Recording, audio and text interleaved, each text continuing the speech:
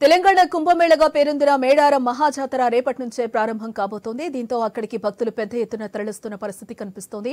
3 వారాల పాటు మేడారం జాతర జరగనుంది. భక్తులు అమ్మవార్లకు బెల్లం సమర్పించి వారి మొక్కులను చెల్లించుకుంటారు.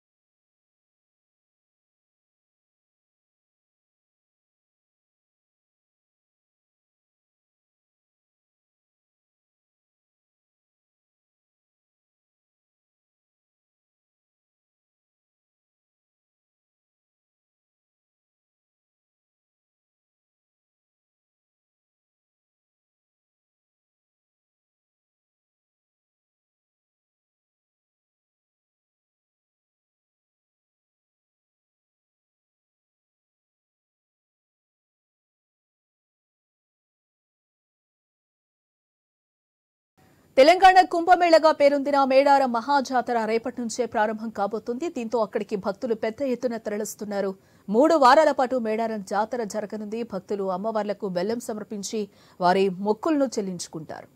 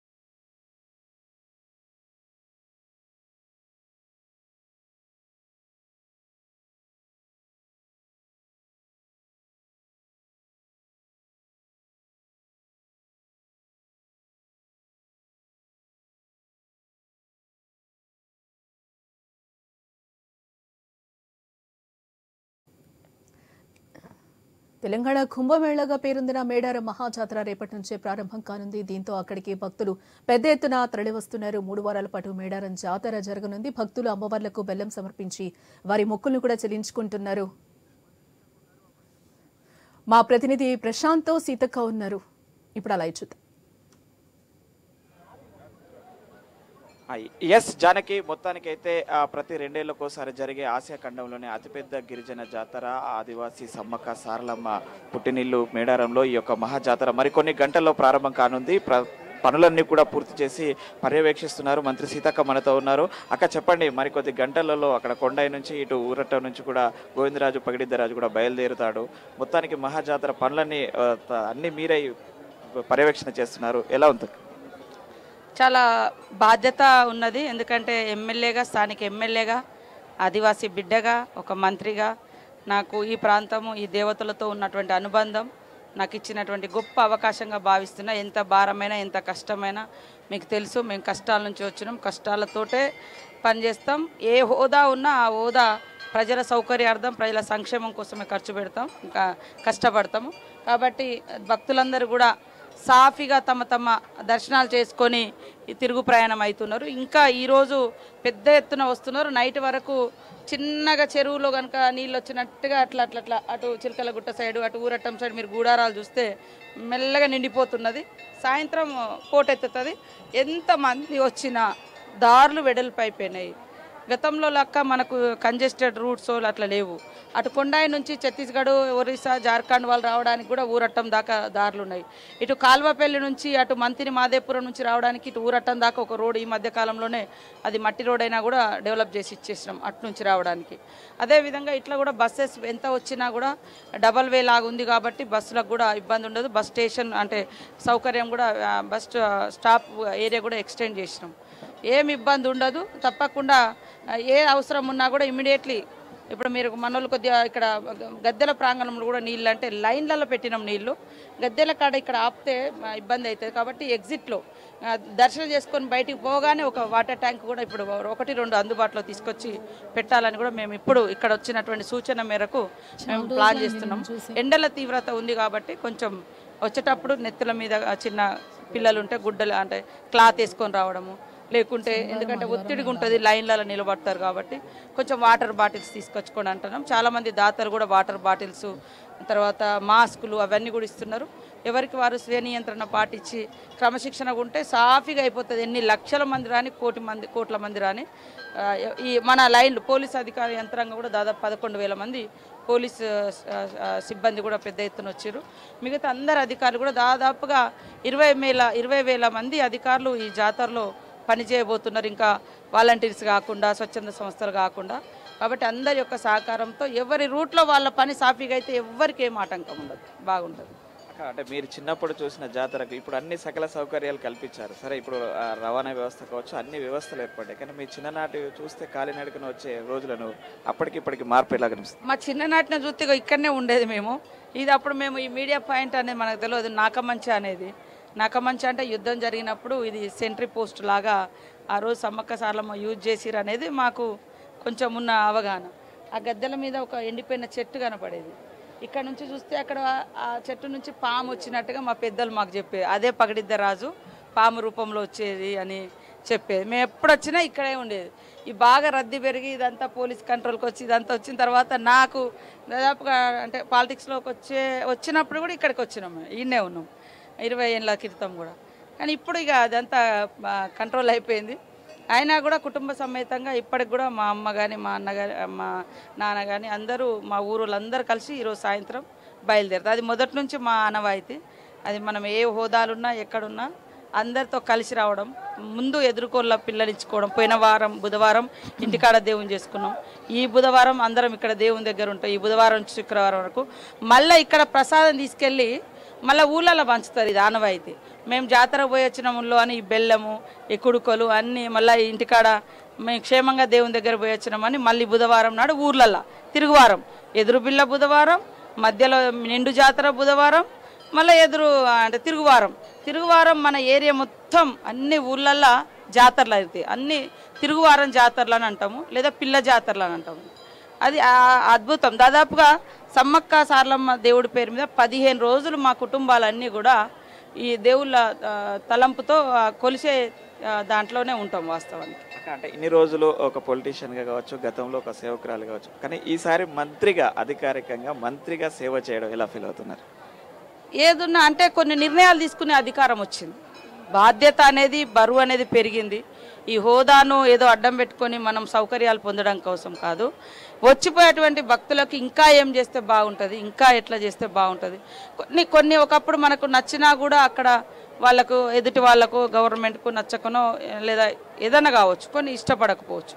కానీ ఇప్పుడు ప్రజలకు మనం స్వయంగా చిన్నతనం నుంచి చూస్తున్నాం కాబట్టి కొంత ఎట్లా అయితే వాళ్ళకు బాగుంటుంది అనేది ఇంకా చేస్తున్నాం. వాస్తవానికి బాధ ఏంటంటే మాకు తక్కువ టైం, మా గవర్నమెంట్ వచ్చి 70 రోజులు అవుతుంది. మేము అంటే జాతర మనం వర్కులు కూడా మొదలుపెట్టి దాదాపు 55 నుంచి 60 రోజులే అయింది.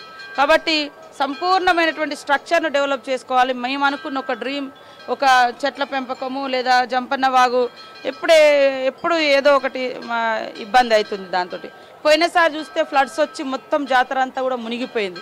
వాటిని రిపేర్ చేసుకోవడానికే మాకు ఈ టైం అంతా సరిపోయింది. కాబట్టి భవిష్యత్తులో జాతర అయిపోయిన తర్వాత ఒక మంచి కమిటీ వేసుకొని ఈ నిరంతరం దీన్ని డెవలప్మెంట్ అథారిటీ కమిటీ లాగా జాతర రాగానే ఏదో కోట్లు పెట్టినాము 100 పెట్టినాము అనేది కాకుండా పర్మనెంట్గా అంటే పచ్చదనాన్ని ఉండాలి, పర్యావరణం ఉండాలి, భక్తుల సౌకర్యం ఉండాలి, ఈ తల్లుల యొక్క గొప్పతనం 1000 ఏళ్ళు సమాజం ఉన్నంత వరకు కూడా ఉండాలి. దానికోసం ఏం చేయాలని కొంతమంది మేధావులతో కూడా మేము చర్చించబోతున్నాం. వాళ్ళ సూచనలు సలహాలు తీసుకొని వాళ్ళ రూపాలు వాళ్ళ త్యాగాలకు ప్రతిబింబంగా ఇక్కడ ఒక మంచి శిలాశాసనాలు అంటే వాళ్ళ చరిత్ర లిఖించబడాలని మేము కోరుకుంటాము. అదే మేము ఉదయం నుంచి కూడా ఐ న్యూస్ మీకు కూడా తెలుసు ఇండియాలోనే లార్జెస్ట్ బిగ్ స్క్రీన్ పెట్టాము. అక్కడ భక్తులతో మాట్లాడిస్తే వాళ్ళందరూ కూడా అభిప్రాయాలు చెప్తున్నారు.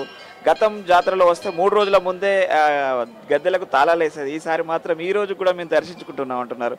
అది సీతక్క మార్క్ కూడా చెప్తున్నారు. ఎలా ఫీల్ అవుతుంది?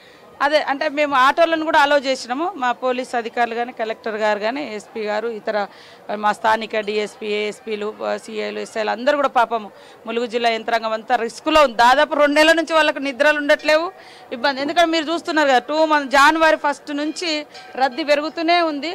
వాళ్ళందరూ కూడా చేసిన మీరు రేపు జాతరణంగా కూడా ఈ రోజు వరకు కూడా దర్శనం ఇబ్బంది అవుతుంది. సో మనకు ఎట్లా వీలైతే అట్లా మీకు తెలుసు ఈ రోజు వరకు కూడా ఆటోలను మేము ఇక్కడ దాకా అలో చేసినాం. ఎందుకంటే వాళ్ళు భక్తులు దగ్గర దాకా వస్తారు, ఆటో వాళ్ళకు కూడా ₹1 సరే వాళ్ళు రకరకాల ఇబ్బందులు ఎదుర్కొంటారు కాబట్టి అది కూడా ఉంటుంది. మేజర్గా భక్తులను కూడా మనం దగ్గర తీసుకురావడానికి మేము ఈసారి కూడా ఏంటంటే వెహికల్స్ అన్ని కూడా నార్లాపురం దగ్గర ఆపొద్దు అనేది మేము చెప్పినాం. ఆ వీలైనంత వరకు ఇదంతా నిండేటట్టుగా చేయండి అని. ఇక స్తూపం దాకా వస్తుంది, మన ఊరటం స్తూపం దాకా తీసుకుంటాం. వీలైతే జంపన్న వాగు లేదా హరిత హోటల్ నుంచి ఇట్లా ఊరటం కాజ్వే దాకా కూడా తీసుకొని అటంతా నింపేస్తున్నాం. ఇటన్నీ ప్రైవేట్ అంటే బస్సులలో వచ్చిన వాళ్ళు మూటలు ముళ్ళలు కట్టుకున్న వాళ్ళు ఇటు సైడ్ ఉంటారు, తాడవాయి రూట్లో. ప్రైవేట్ వెహికల్స్ అంతా కూడా ఈ మన ఊరట్టము, కాలువపల్లి, కన్నెపల్లి ఈ రూట్లో కొత్తూరు, రెడ్డిగూడెం ఉంటారు. ఎంత వీలైతే అంత దగ్గరకి భక్తులను తీసుకురావడానికి మేము ట్రై చేస్తున్నాం. మీరు కూడా ఎల్ఈడి స్కీమ్లు పెట్టి జాతర యొక్క గొప్పతనాన్ని జాతర చరిత్రను తెలియజేస్తున్నందుకు మీ ఐ న్యూస్ వారికి ప్రత్యేక ధన్యవాదాలు. అక్క అదేవిధంగా ఈ కొంచెం ఎండ తీవ్రత ఉంది అంటే క్యూ లైన్లతో పాటు ఇంకొంచెం మంచినీటి వ్యవస్థ ఏమైనా ఏర్పాటు? తప్పకుండా ఇప్పుడు మేము అదే అనుకున్నాము. క్యూ లైన్లలో వాటర్ ట్యాప్స్ పెట్టినాము. కానీ ఇక్కడ ఇంత తీవ్రత ఈ రోజు వరకు ఉంటుంది అంటున్నారు. మరి రేపు ఎట్లుంటుందో తెలియదు. ఎండ ఖచ్చితంగా బయట ఎగ్జిట్లో పెడతాం. ఇక్కడ పెట్టడం మూలంగా కొంత ఇబ్బంది అవుతుంది అనిపిస్తుంది. ఎందుకంటే లైన్లలో అందరు ఆగితే ఎమర్జెన్సీ కోసం కూడా ఇక్కడ ఒక వాటర్ ట్యాంక్ పెట్టుకుంటాము. ఇక్కడ ఒకటి ఎగ్జిట్లో కూడా 1-2 పెట్టించి బయటికి వెళ్ళగానే వాళ్ళకి నీళ్ళు, అదేవిధంగా క్యూ లైన్లు ఉన్నంతసేపు కూడా వాళ్ళకి నీళ్ళు ఇచ్చడం కోసం ట్యాప్స్ కూడా పెట్టినాము. నేను దాన్ని మళ్ళీ ఒకసారి ఇప్పుడు వెరిఫై చేస్తాను. అది జానకి చూస్తున్నాం కదా, ఇక్కడ ఆ చిన్ననాటి గుర్తులే కాదు ఒక మంత్రిగా బాధ్యతాయుతంగా కూడా ఇక్కడ సేవ చేయడం అదృష్టమేగా భావిస్తున్నాం. ఈసారి జరిగే జాతరకు సంబంధించి భక్తులకు ఆంక్షలు లేని జాతర జరుపుతా ఉన్నాం. అందుకే వాహనాలు కానీ భక్తులు కానీ నేరుగా గద్దెల మీదకి వచ్చి అమ్మవార్ల దివ్య దర్శనం ఈ రోజు ఈ క్షణం వరకు కూడా గద్దెల మీదకి వెళ్తున్న పరిస్థితి మనం స్వయంగా చూస్తున్నాము. ఎందుకంటే గతంలో ఆంక్షల పేరుతోటి భక్తులను గద్దెల వద్దకు రానియకపోవడంతో కొంత నిరాశకు లోనయ్యేవారు. కానీ ఈసారి మాత్రము నేరుగా భక్తులు ఈ రోజు వరకు కూడా గద్దెల వద్దకు రావడం అయితే చాలా హ్యాపీగా ఫీల్ అవుతున్నామని చెప్పేసి చెప్తున్న పరిస్థితి ఉంది జనకి. మరి కాసేపట్లో అక్కడ ఊరట్టం నుంచి కానీ ఇక్కడ కొండాయి నుంచి కానీ పగిడిద్దరాజు, గోవిందరాజు బయలుదేరే మహాకార్యాన్ని కూడా మంత్రి సీతక్క అధికారికంగా ప్రారంభించనున్నారు. జానకి ఇది ఇప్పుడున్న తాజా అప్డేట్. జానకి రైట్.